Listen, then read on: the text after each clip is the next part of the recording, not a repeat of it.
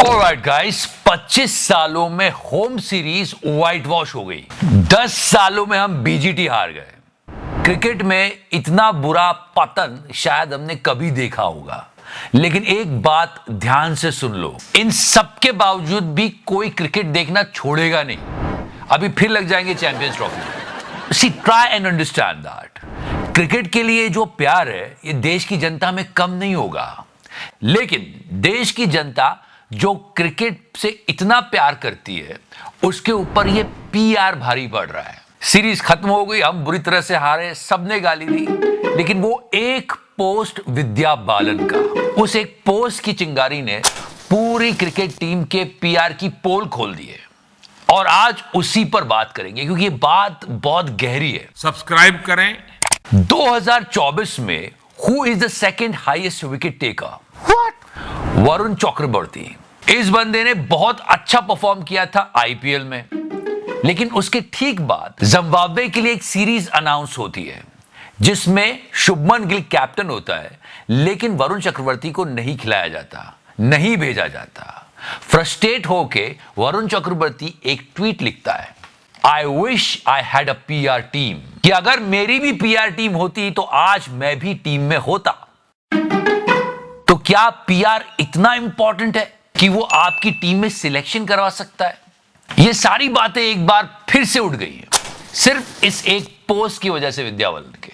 वैसे ये goof up हुआ कैसे, आओ क्रोनोलॉजी समझते हैं, बड़ी इंटरेस्टिंग है। आप क्रोनोलॉजी समझ लीजिए। वैसे जब हमने जानने की कोशिश की थी ऐसी कौन सी पीआर एजेंसी है जिसने इतना बड़ा ब्लंडर कर दिया, पता चला कि रोहित शर्मा का पीआर हैंडल करती है राइस वर्ल्ड वाइड नाम की एक एजेंसी। और बाद में इन्वेस्टिगेशन से पता चला ये तो अंबानी साहब की कंपनी है। तो ये अंबानी ने किया था। लेकिन बात इतनी सिंपल नहीं है जितनी लग रही है। Actually Rohit Sharma's wife Ritika Sajdeh, she is the sports manager and co-owner of Cornerstone.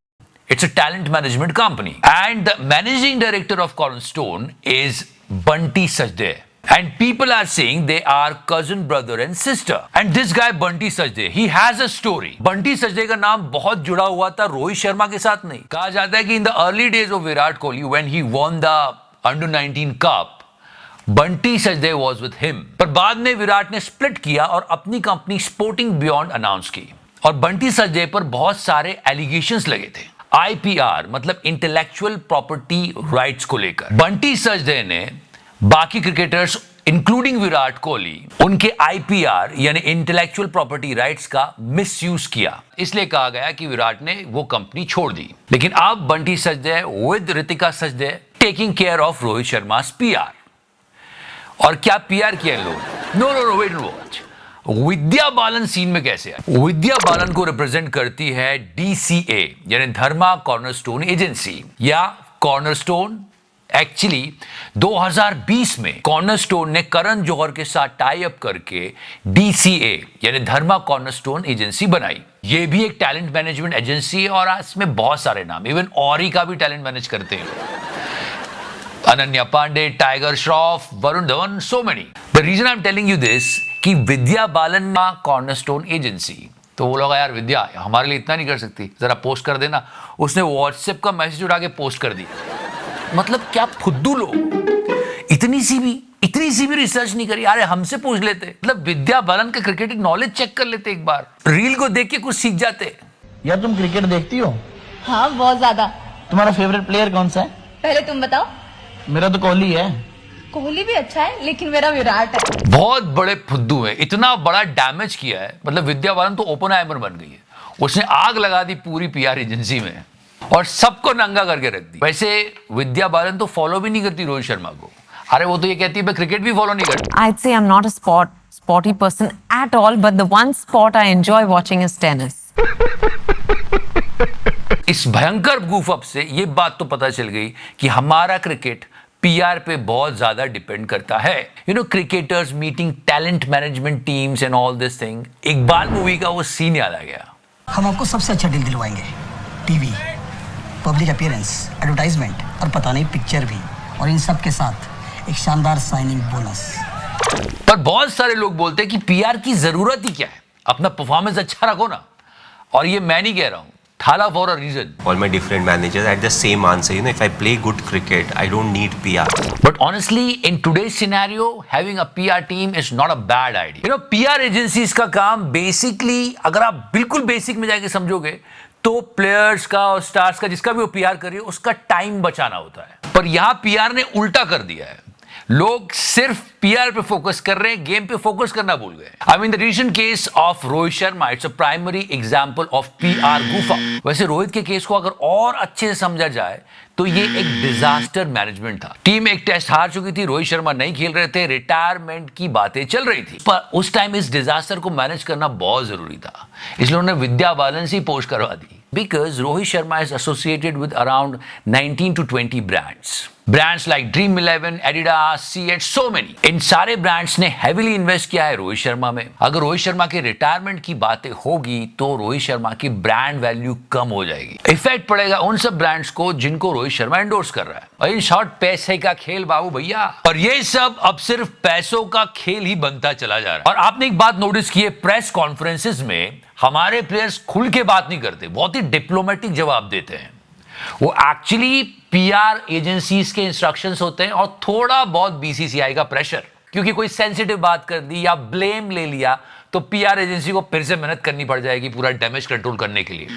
और डैमेज कंट्रोल कैसे होता है आपने देखा सोशल मीडिया पे। बस डैमेज कंट्रोल करो, आरआईपी गौतम गंभीर लिख के ट्रेंड करना पड़े तो भी करो। ये एक सवाल और उठता है जो कि बड़ा हिला देने वाला है। Now, this is the darkest, cheapest and the ugliest truth of PR machinery in cricket. Try to understand that. दो बहुत बड़े खिलाड़ी हैं, बड़े खिलाड़ी, ठीक है? Don't connect the dots. दोनों की अपनी अपनी PR मशीनरी है, दोनों के अपने अपने फैन क्लब्स हैं और कुछ ट्रोल्स भी हैं। और दोनों की PR मशीनरी ये चाहती है कि एक खिलाड़ी दूसरे खिलाड़ी से बड़ा दिखे। कई बार सोशल मीडिया पे खेल बहुत गंदा हो जाता है, तो मैं नाम नहीं लूंगा, डोंट कनेक्ट द डॉट्स, पर समझने की कोशिश कर। एक क्रिकेटर का फैन क्लब दूसरे क्रिकेटर को गंदी गंदी गालियां दे रहा है, बदले में दूसरे क्रिकेटर का फैन क्लब भी उस क्रिकेटर को गंदी गंदी गाली दे रहा है, और ये सब सोशल मीडिया पे चल रहा है। और फील्ड पर दोनों प्लेयर बहुत फ्रेंडली है। आप क्रोनोलॉजी समझ लीजिए। पर कुछ भी हो, अगर आपका काम खराब है तो कितना भी पीआर कर लो कोई काम नहीं आएगा, उल्टा बैकफायर कर जाएगा, क्योंकि जनता को आप मूर्ख समझना बंद कर दीजिए। वैसे पीआर के असली बादशाह तो मोदी जी है। बट मोदी जी ने भी एक बार रोहित शर्मा को प्रेस करते हुए एक ट्वीट लिखा था। मोदी जी कितना, तो देखो आप मानो या ना मानो, पीआर का खेल तो है, और कौन कितनी बारीकी से और अच्छे से खेलता है ये उस पर डिपेंड करता है। और लोग कहते थे कि यार पॉलिटिक्स में, मूवीज में तो चलो ठीक है, पर क्रिकेट में तो खेल खेलना है। नहीं, इसका फर्क तो पड़ता है, तो उसका बेनिफिट मिलता ही मिलता है। पर सोचने वाली बात यह है कि पीआर इतना ना बढ़ जाए कि क्रिकेट से प्यार ही खत्म हो जाए। So food for thought. अगर वीडियो में इंफॉर्मेशन अच्छी लगी तो शेयर करना। अगर आप किसी क्रिकेटर के फैन क्लब वाले हो तो गाली गलौज करने की जरूरत नहीं, हम किसी के साथ नहीं, हम तो बस आपको थोड़ी इंफॉर्मेशन दे रहे हैं। If you like it, press the like button. If you're liking this series, press the subscribe button. Thank you so much. Love you 3000. और हाँ, वायरस से बच के सब्सक्राइब करें।